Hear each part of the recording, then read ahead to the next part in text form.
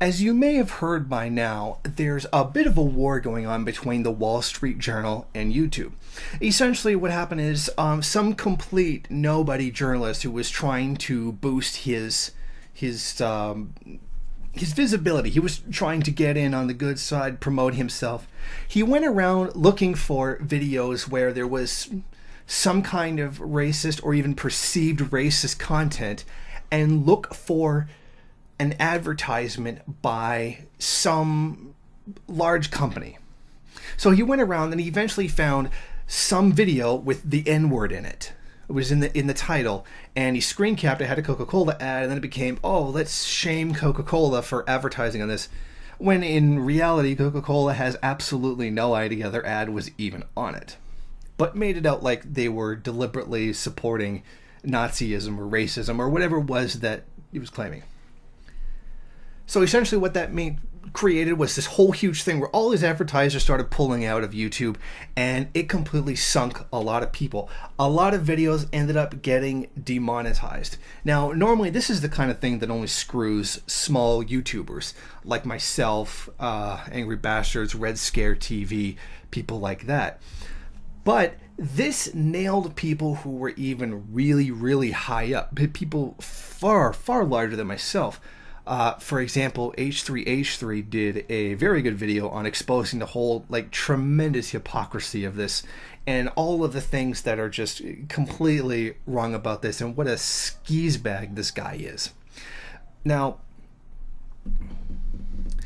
essentially, it created one gigantic racist scare. So this guy admits to having spent hours on YouTube looking for something to complain about. He went looking to try to find something he could possibly connect to racism. Now, here's what I think is really, really strange about this. The image that he presents of the video very clearly has the N-word in it, but it also has an ad on it. Now, I know for a fact, because I have been around long enough with YouTube, uploaded enough videos to know what will and won't get demonetized. If you put anything with the word terrorist in it, it instantly gets demonetized. You put the N-word in it, instantly demonetized. Yet somehow this ad is still on the guy's video. Now that's really, really strange to me how that's there. So I'm not really sure what's going on in that case, because that certainly seems like something that wouldn't have happened. So I suspect this could possibly even be faked. But we'll take them at their word that this is real, and we'll deal with the situation as it is. Now, this guy went out and tried to create a whole huge storm. Now, this completely comes out of what happened with PewDiePie saying stuff that was inappropriate. It was a joke. It was a joke in bad taste. He shouldn't have done it. But they blew it up into this whole huge thing like he had actually supported racism or stuff like that. Now, that seems to be a real problem with the SJW culture in general.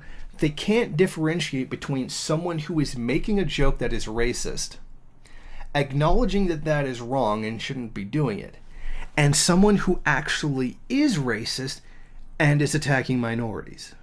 Like, they literally can't differentiate between the two. Like, to them, there's no difference between someone who makes a joke and isn't racist and someone who actually is racist and is attacking minorities.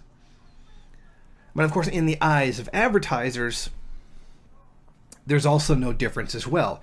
If there's a possibility that they're going to lose some kind of revenue in any way, shape, or form, they're going to react to it.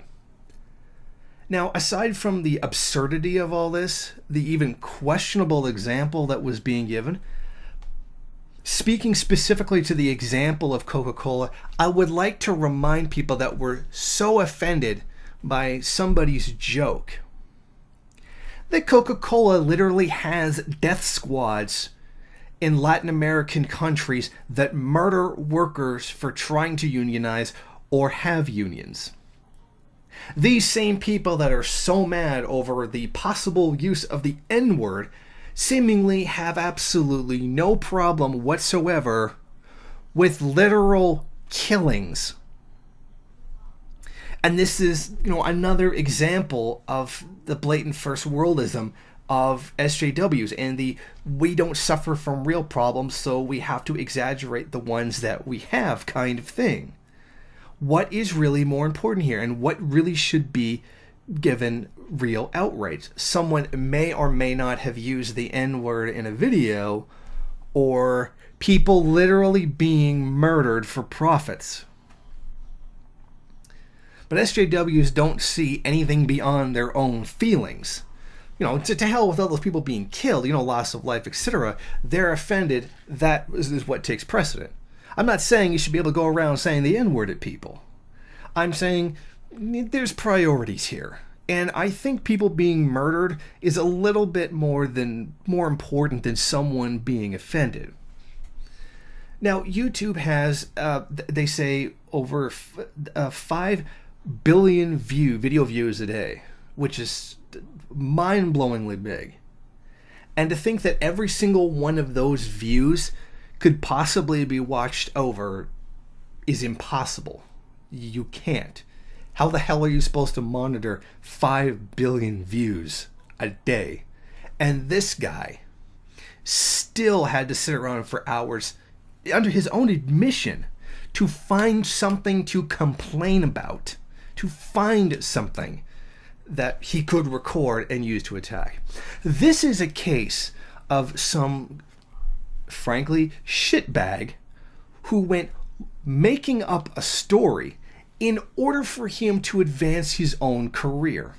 And he did it with the Wall Street Journal. The Wall Street Journal backed it up, and they're the ones who threw a fit over PewDiePie, etc. And that was something that I didn't really want to comment on, but even though I normally dedicate myself to, things that are much more important, like global poverty, etc., I can't escape the fact that I'm on YouTube.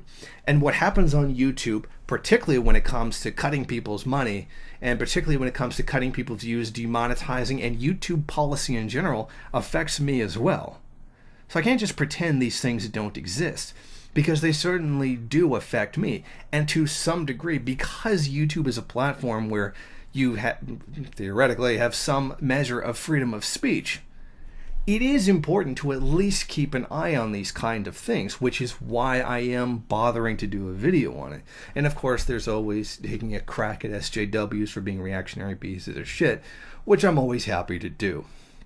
So this whole thing, I highly recommend going and watching the H3H3 video on this, because he goes into Ethan goes into much more detail about what this guy was doing and how this guy was acting than I've given here. I've just given a brief overview. He goes into much more detail, and I do recommend watching it because the information there is actually important. So although it is uncharacteristic of me to make a statement like this or to make a video like this, to the Wall Street Journal, SJW, WSJ, fucking kill yourself. Thank you for watching. If you like this program, then please head over to my Patreon page and set up a monthly donation. It's your donations that keep this program running. Also, if you would like, please rate, comment, subscribe, and share in various social media.